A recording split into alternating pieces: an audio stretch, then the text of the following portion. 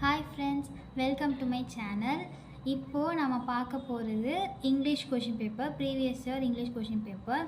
நம்ம நேற்றே 10th ஸ்டாண்டர்டோடைய previous year question paper Tamil பார்த்துருப்போம். அதே மாதிரி இன்றைக்கி இங்கிலீஷ் எல்லாருமே நல்லா ப்ரிப்பேர் பண்ணிகிட்ருப்பீங்கன்னு நினைக்கிறேன். All the best. இதை பார்த்தீங்கன்னா உங்களுக்கே ஒரு ஐடியா கிடைக்கும். மேக்ஸிமமாக உங்களுக்கு ரிப்பீட்டடான கொஷின்ஸ் தான் வரும். இந்த மாதிரி ப்ரீவியஸ் இயர் கொஷின் பேப்பர்லாம் பார்க்கும்போது உங்களுக்கு ரிப்பீட்டட் கொஷின்ஸ் நல்லா ப்ரிப்பேர் பண்ணிங்கனாலே ஈஸியாகவே நல்லா ஸ்கோர் பண்ணலாம். ஸோ திரும்பி இந்த தடவை 100 மார்க்ஸ்க்கு எழுத போகிறீங்க பப்ளிக் எக்ஸாமினேஷன். ஃபர்ஸ்ட்டு பார்ட் 1 பார்க்கலாம். Part 1 one words 14 one words கேட்பாங்க. அதில் ஃபஸ்ட்டு 3 சினானம்ஸ், அடுத்து 3 ஆண்டனம்ஸ் கேட்பாங்க. இது உங்களுடைய ப்ரோஸ்லேருந்தே உங்களுக்கு எல்லா சினானம்ஸ் ஆண்டனம்ஸுமே வந்துடும். அது பார்த்தீங்கனாலே ஈஸியாக மார்க்ஸ் எடுக்கலாம். இதில் எல்லாமே ரிப்பீட்டட் கொஷின்ஸ் தான் கேட்குறாங்க. அது பார்த்தீங்கன்னா உங்களுக்கு ஐடியா கிடைக்கும். அடுத்து 7th ஒன்லேருந்து பாருங்கள். ப்ளூரல் ஃபார்ம் கேட்குறாங்க. ப்ளூரல் ஃபார்ம் எல்லாருமே புக் பேக் தான் கேட்டிருக்காங்க. அடுத்து ப்ரிஃபிக்ஸு, அடுத்து அப்ரிவியேஷன் கேட்டிருக்காங்க. அப்புறம் ஃப்ரேசல் வேர்ப்ஸு.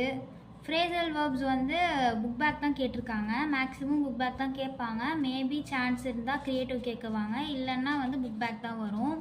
அடுத்து காம்பவுண்ட் வேர்டு, ப்ரிப்போசிஷனு எல்லாமே மேக்ஸிமம் ரிப்பீட்டட் தான் கேட்பாங்க. அதுக்கப்புறம் அப்படியே டென்ஸ் கேட்டிருக்காங்க, டென்ஸ் ஆஃப் வேர்பு. அதுக்கப்புறமா ஆல்டர்னேட்டிவ்ஸ் கேட்டிருக்காங்க. அவ்வளோதான். லிங்கர் இதோடய உங்களுக்கு 14 ஒன் வேர்ட்ஸு. அடுத்து பார்ட் 2ல் செக்ஷன் 1 அது 2 மார்க்ஸு. 3 எழுதணும். 4 கொடுத்துருக்காங்க, 3 2 மார்க்ஸ் எழுதணும். அதில் யங் சீகுல் டு ஃப்ளை இது ரிப்பீட்டடான ஒரு கொஷின். அப்புறம் ஸ்பெஷல் ஃபீச்சர்ஸ் ஆஃப் ஐனஸ் வித் ஆர்னி இது எல்லாமே ரிப்பீட்டட் தான்.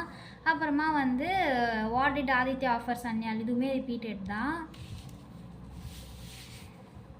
அடுத்து செக்ஷன் 2 இதுவுமே 2 மார்க்ஸு. ஆனால் அப்ரிசியேஷன் கொஷின்ஸு. போய்டிக் லைன்ஸ்லேருந்து நம்ம ஆன்சர் எழுதுகிற மாதிரி இருக்கும். ஸோ இதில் 4ல் நமக்கு 3 எழுதுகிற சொல்லியிருக்காங்க. இதில் let us walk with a smile and song இதெல்லாம் ரிப்பீட்டடான கொஷின்ஸ் தான். நெவர் க்ரோ இது பார்த்திங்கன்னா 2 கொஷினுமே ஒரே போயம்லேருந்தே கேட்டிருக்காங்க. அதனால் எல்லா கொஷின்ஸுமே நல்லாவே பார்த்துக்கோங்க. இதுதான் வரும் அதுதான் வரும்னு நினச்சிக்காதீங்க, எல்லாமே பார்த்துருங்க. அப்போ தான் உங்களால் ஈஸியாக இந்த 6 மார்க்ஸுமே ஸ்கோர் பண்ண முடியும். அடுத்து செக்ஷன் 3 இதுவுமே 2 மார்க்ஸு. 3 எழுதுகிற மாதிரி இருக்கும். கிராமர் ஓகேவா, கிராமர் பார்ட்ஸு. இது ரிப்போர்ட்டட் ஸ்பீச் ஃபஸ்ட்டு கேட்டிருக்காங்க.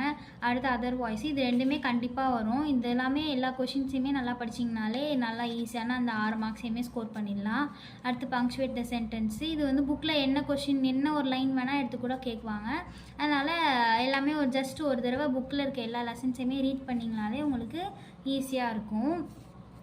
அடுத்து சிம்பிள் சென்டென்ஸாக மாற்ற சொல்லியிருக்காங்க. அப்புறம் ரீஅரேஞ்ச் த வேர்ட்ஸாக இதுவும் கேட்குறாங்க. இதில் எனி 3 எழுதினாலே போதும். அடுத்து செக்ஷன் 4 இது ரோட் மேப்பு. ரோட் மேப் என்ன வேணால் கேட்பாங்க. நீங்கள் ஈஸியாக ஒரு 3 பாயிண்ட் எழுதினாலே போதும். ஈஸியாக 2 மார்க்ஸ் கிடச்சிரும். சிம்பிளாக எடுத்துக்கோங்க. கோ ரைட்டு, கோ லெஃப்ட் அந்த மாதிரி ஈஸியாக சிம்பிளாகவே எழுதுங்க. ரொம்ப பெருசாலாம் எழுதாதீங்க. அப்புறம் பார்ட் 3 உங்களுக்கு 5 மார்க்ஸு. ப்ரோஸ்லேருந்து கேட்டிருக்காங்க. ப்ரோஸ்லேருந்து 4 5 மார்க்கில் 2 எழுதணும். இதில் சீகுல்லேருந்து கேட்குறது நிறைய ரொம்ப இம்பார்ட்டண்ட்டு. அதிகமாக எல்லா எக்ஸாம்ஸ்லேயுமே கேட்பாங்க சீகுலுடைய 5 மார்க்கு. அதே மாதிரி funny incident that cause it confusion இது அவ்வளோ ரிப்பீட்டட் கிடையாது. How to use technology in day to day life's இம்பார்ட்டண்ட்டான ஒரு ரிப்பீட்டடான ஒரு 5 மார்க் தான். அப்புறம் last day of M Hamel in school இதுவுமே ஒரு ரிப்பீட்டடான கொஷின் தான். ப்ரோஸில் இருக்க 5 மார்க்ஸு. ஃபஸ்ட்டு ஒரு 3 லெசன் நல்லா படிச்சிங்கனாலே போதும். நல்லா ஈஸியாக அந்த 2 5 மார்க்குமே எழுதிடலாம். அடுத்து செக்ஷன் 2 சேம் 5 மார்க்ஸ் தான். ஆனால் போயம்லேருந்து கேட்டிருக்காங்க. போயமில் 4ல் 2 போயம்லேருந்து கேட்பாங்க. மீதி 2 ஒரு போயம்லேருந்து ஆன்சர் எழுதுகிற மாதிரியும் அப்புறம் பேராஃபைஸ் த ஃபாலோயிங் ஸ்டான்ஸாகவும் கேட்டிருப்பாங்க. அதில் நீங்கள் போயம் நல்லா படிச்சிங்கனாலும் எழுதலாம். இல்லை இது நீங்கள் உங்களுக்கு நல்லாவே தெரியும் ரைமிங் வேர்ட்ஸு, ரைம் ஸ்கீமு, லிட்ரேஷன்ஸு அப்புறம் ஃபிகர் ஆஃப் ஸ்பீச்லாம் நல்லா தெரியும்னா இது நீங்கள் ஈஸியாக அட்டென்ட் பண்ணலாம். உங்களுக்கு மார்க்ஸ் கட் ஆகாமல் ஈஸியாகவே அந்த 5 மார்க் கிடச்சிரும். அதாவது லைஃபு, போயம் லைஃப் இதுவுமே ரிப்பீட்டடான கொஷின் தான். நோ மென் ஆர் ஃபாரின் இதுவும் இம்பார்ட்டண்ட்டான ரிப்பீட்டட் கொஷின்ஸ் தான். அப்படியே பாருங்கள். அப்புறம் பேராஃபேஸ் த ஃபாலோயிங் ஸ்டாண்ட்ஸா. இது உங்களுக்கு எழுத தெரியும் அப்படின்னா எழுதலாம், இல்லைனா ப்ரிஃபரன்ஸ் வந்து போயம் பேராகிராஃப்கே படிச்சிக்கலாம். அடுத்து செக்ஷன் 3. இது வந்து எனி ஒன் எழுதுகிற மாதிரி இருக்கும், 5 மார்க்ஸு. ரீஅரேஞ்ச் த ஃபாலோவிங், இந்த ஆர்டரில் நம்ம அரேஞ்ச் பண்ணுற மாதிரி இருக்கும். So little hero of Poland அது கேட்டிருக்காங்க, அந்த லெசன்லேருந்து கேட்டிருக்காங்க. மேக்ஸிமம் இது நிறைய வாட்டி கேட்குறாங்க. அடுத்து வந்து பேசேஜ்லேருந்து ஆன்சர் எழுதுகிற மாதிரி வரும். இது ஜிக்ஸாக் லெசன்லேருந்து கேட்டிருக்காங்க.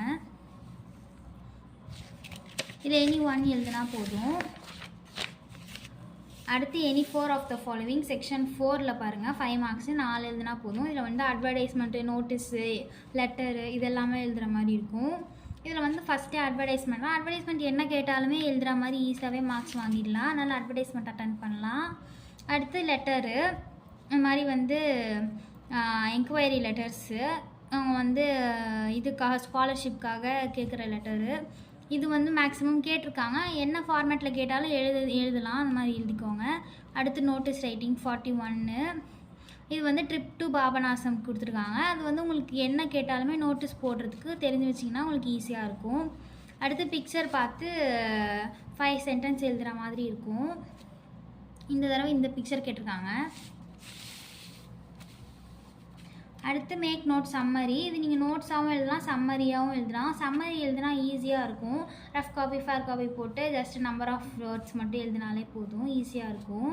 அப்புறம் நிறைய பேர் பண்ணுற மிஸ்டேக் வந்து ரைட் டு லெஃப்ட் அடிச்சிடுவீங்க, லெஃப்ட் டு ரைட் எடுக்கணும். கரெக்டாக ஞாபகம் வச்சாடிங்க கிராஸ் போர்டையில் ரஃப் காப்பி.